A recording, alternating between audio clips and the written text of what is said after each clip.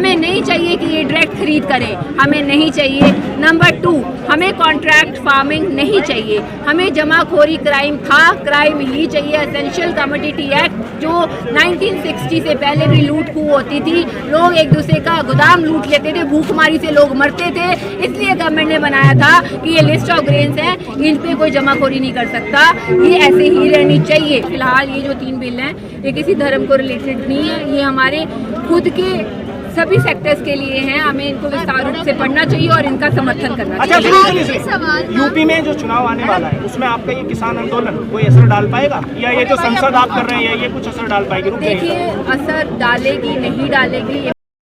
नमस्कार, मैं सुनील और आप देख रहे हैं अखिल भारत न्यूज़। आज मेरे साथ है पंजाबी एक्टर सोनिया मान। तो आइए हम सोनिया मान से बात करते हैं इस किसान आंदोलन में जो इस समय जंतर मंतर पर धरना प्रदर्शन हो रहा है। तो आइए बात करते हैं सोनिया मान से। मैम, आज संसद लग रही है किसानों की, क्या मायने समझे जाए इस संसद?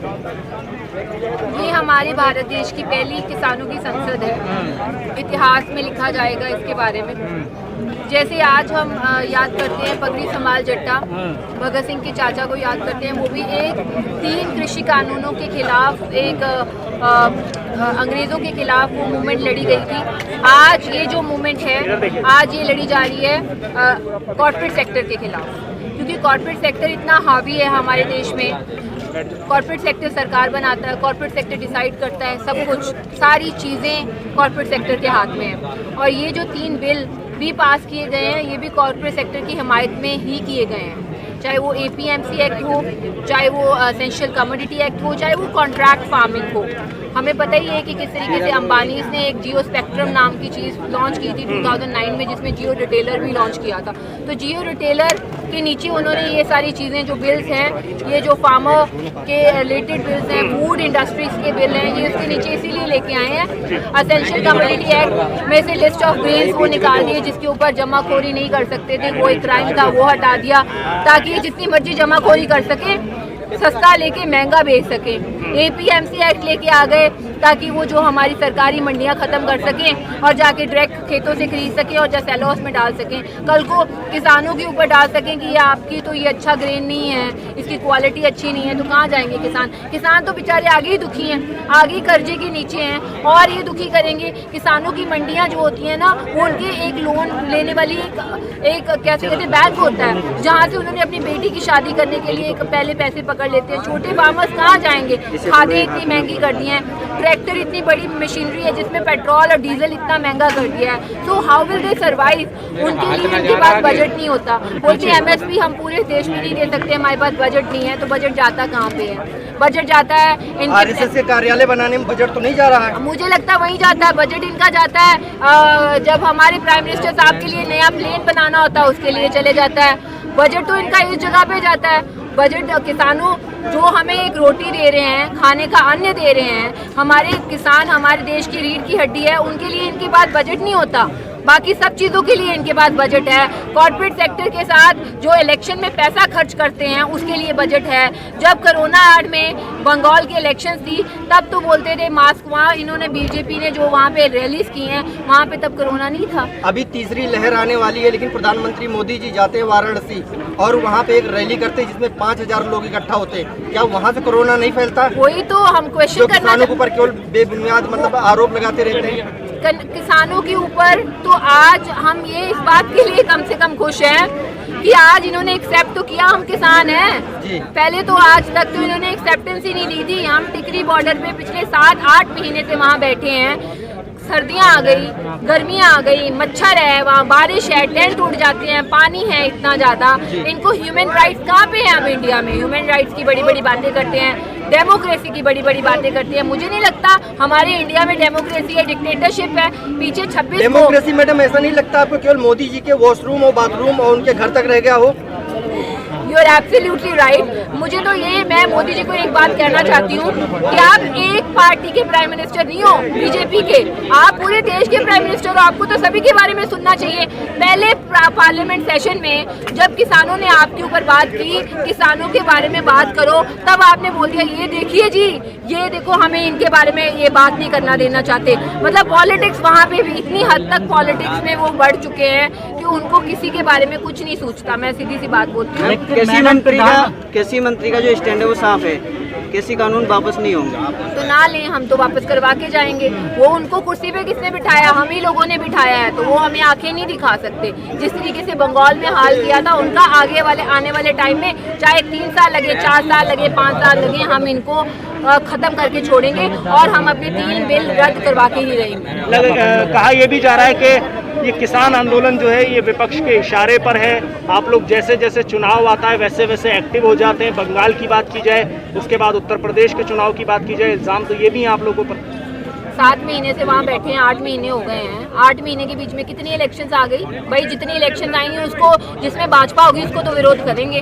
भाजपा ही नहीं सुन रही ना आज हमारी, तो अगर भाजपा सुन ले हमारी तो हम क्यों विरोध करेंगे? हमारे वहाँ पे जो लोग इतने शहीद होके जा रहे हैं वो उनको नहीं दिख रहे। ऐसी बातें दिखनी चाहिए लेकिन उनको। मैम, प्रधानमंत्री जी ने इतिहास बनाया, जो भी कानून बनाया चाहे कितना विरोध हुआ हो, वापस नहीं लिए। तो हमारे सिखों का भी हमारा इतिहास ये रहा है, हमारे पंजाबियों का, कि हमारे गुरु साहब ने जो जंग लड़ी है वो हमने जीती है। ये हमारा इतिहास रहा है। हमारे पंजाब की अणख जो है ना, वो हमारे सिर का ताज है। जो हमारी रोटी है ना, जिसके लिए हम लड़ रहे हैं, अन्न के लिए, हम ये 3 कृषि कानून रद्द करवा के ही जाएंगे। उससे पहले हम नहीं उठेंगे। मैम, जितने एक्टिव आप हैं इस आंदोलन में, आप तो एक एक्टर हैं, आपको क्यों लगा मुझे इतना एक्टिव होना चाहिए सामने? देखिए, मैं सबसे पहले किसान की बेटी हूँ। मैं रात को 2 वक्त की रोटी खा के सोती हूँ। मेरे में ज़मीर है। मैं देखती हूँ वो जो बुजुर्ग जाके खून पसीने की कमाई आप लोगों को इतने सस्ते आलू बेच देते हैं, कॉर्पोरेट सेक्टर को इतने महंगे महंगे चिप्स के पैकेट ये बेचते हैं, उनको बेचारों को क्या बचता है उसके पीछे? जमीर की बात आपने किया, क्या आपको लगता है केवल आपका जमीर है, मोदी जी का जमीर मर गया है? उनका तो मर ही चुका है। उनका मर ही चुका है। एक्चुअली उनको सिर्फ अंबानी अंडानी के पैसों और डॉलर्स के अलावा कुछ दिखाई नहीं देता आजकल। जिसके बीवी बच्चे नहीं, वो आपको लगता है कि पैसा लेकर कहाँ जाएगा? जो आप आरोप लगा रहे हैं, वो खुद की अपनी आयाशी में ही खत्म करेंगे और हमारे किसानों के लिए तो खत्म नहीं करेंगे। हमारे किसानों के लिए तो पैसे खत्म हो जाते हैं और बजट ही खत्म हो जाता है हर किसी तरह का। 2022 में आपको लगता है उत्तर प्रदेश में चुनाव आ रहे हैं, इस किसान आंदोलन का कोई फर्क पड़ेगा? देखिए, सबसे पहले तो 2022 में उत्तर प्रदेश में जो चुनाव आ रहे हैं उनमें सबसे पहले धर्म जात की बातें छोड़नी पड़ेंगी इनको। सबसे पहले इंसान देखना पड़ेगा। We are a human being, we are fighting for our rights. और 3 बिल जो कृषि कानून है, वहाँ के जितने एजुकेटेड बच्चे हैं उनको पढ़ने चाहिए, उनको बताना चाहिए कि ये कल्ला हरियाणा पंजाब का आंदोलन नहीं है, राजस्थान का आंदोलन नहीं है। ये जो बिहार में ये बिल आए थे, बिहार के किसानों का हाल देखिए आज क्या हो रखा है। और ये प्राइवेट मंडियाँ हमें नहीं चाहिए। और एसेंशियल कमोडिटी एक्ट जो है वो दुकानदारों को लेके, लेबर क्लास को लेके हर किसी को अफेक्ट करेगा। जब ये अंबानी अंडानी, आप मुझे बताइए, आज आप 20 रुपए किलो आटा, 30 रुपए किलो आटा, 40 रुपए किलो आटा कहीं से खरीद सकते हैं क्वांटिटी के हिसाब से। कल को आप खरीद पाओगे? इसलिए तो नहीं मैम। हाँ, असीमित भंडारण का कानून इसलिए तो नहीं महंगाई बढ़ रही है? देखिए, ऐसा ही है। पेट्रोल डीजल का रेट जब तक हमारे हाथ में था हम धरने लगा के कम कर लेते थे। आज हम नहीं कर पा रहे हैं। पेट्रोल देखो कहाँ चले गया है। अब उतनी आमदनी भी तो होनी चाहिए ना इंसान की। आम इंसान की सोर्स ऑफ इनकम तो उतनी है नहीं जितने प्राइस अप होते जा रहे हैं, तो कैसे इंसान अपना गुजारा करेगा? तो आपको लगता है ये कानून अभी बदल जाएंगे या सरकार बदलने के बाद बदलेंगे? देखिए, हमें तो रद्द करवाने हैं किसी भी हालत में। हम अपने किसानों को मार नहीं सकते, सीधी सी बात है। हमें उनके लिए स्वामीनाथन रिपोर्ट जैसी चीज़ें लागू करवानी है। हमें ये बिजली के खिलाफ भी लड़ाई लड़नी है, पानी के खिलाफ भी लड़ाई लड़नी है। अभी बहुत सारी चीज़ें हैं। अभी पहले हम 3 बिल रद्द करवाएं। सरकार की वजह से लगातार बोला जा रहा है कि किसान अभी तक ये नहीं बता पाए कि कानूनों में काला क्या है। क्या आप यहाँ बता पाओगे? 3 काले कानून है। सबसे पहला है APMC एक्ट। हमें प्राइवेट मंडियां नहीं चाहिए, सरकारी मंडियां ही चाहिए। ठीक है, हमें बड़े बड़े सेलर्स नहीं चाहिए। हमें नहीं चाहिए कि ये डायरेक्ट खरीद करें, हमें नहीं चाहिए। नंबर 2, हमें कॉन्ट्रैक्ट फार्मिंग नहीं चाहिए। हमें जमाखोरी क्राइम क्राइम ही चाहिए। एसेंशियल कमोडिटी एक्ट जो 1960 से पहले भी लूट खू होती थी, लोग एक दूसरे का गोदाम लूट लेते थे, भूखमारी से लोग मरते थे, इसलिए गवर्नमेंट ने बनाया था कि ये लिस्ट ऑफ ग्रेन्स हैं, इन पे कोई जमाखोरी नहीं कर सकता। ये ऐसे ही रहनी चाहिए। आज ये महंगा करके सस्ता खरीद के महंगा बेचेंगे, आम मिडिल क्लास आदमी कहाँ से खरीद पाएगा? तो नहीं, अभी आपने देखा मस्टर्ड ऑयल 200 रुपया किलो बिका है, क्योंकि सारी सरसों खरीद कर सीमित भंडारण के ऐसे ही करेंगे। ये अंबानी अंडानी ऐसे ही करेंगे। आने वाले 20 ईयर्स में ग्लोबल वार्मिंग के कारण इनकी डीजल पेट्रोल तो खत्म हो जाएगा, बंद करना पड़ेगा। तो फिर फूड इंडस्ट्री, रोटी कपड़ा मकान सबसे एसेंशियल चीजें हैं, इसी के ऊपर ये अपना बिजनेस करेंगे, क्योंकि इससे अच्छा बिजनेस इनको मिल नहीं सकता। इसीलिए तो इन्होंने जियो रिटेलर खोला था, ये सारा कुछ किसानों को एक लेबर क्लास में छोड़ने के लिए। मैडम एक आखिरी सवाल, आंदोलन की कोई कमजोरी है क्या सरकार के पास जो सुन नहीं रही? कोई कमजोरी नहीं है, सरकार इसलिए नहीं सुन रही, उनको लगता है यूपी इलेक्शन जीतेंगे, हमें ये अफेक्ट नहीं कर सकते, दैट्स इट। लेकिन यूपी इलेक्शन के लिए तो उन्होंने जनसंख्या का पूरा जुमला छोड़ दिया। और वो तो जुमला छोड़ेंगे, चाहे वो धर्म के नाम, मुसलमान जिम्मेदार है। देखिए वो मुसलमान हिंदू इसके नाम पे आरएसएस का काम है दंगे फसाद करवाना, मोदी सरकार का काम है, चाहे उन्होंने जाट आंदोलन में किया हो, चाहे उन्होंने गुजरात में दंगे फसाद किए हो, उनका काम ही यही है।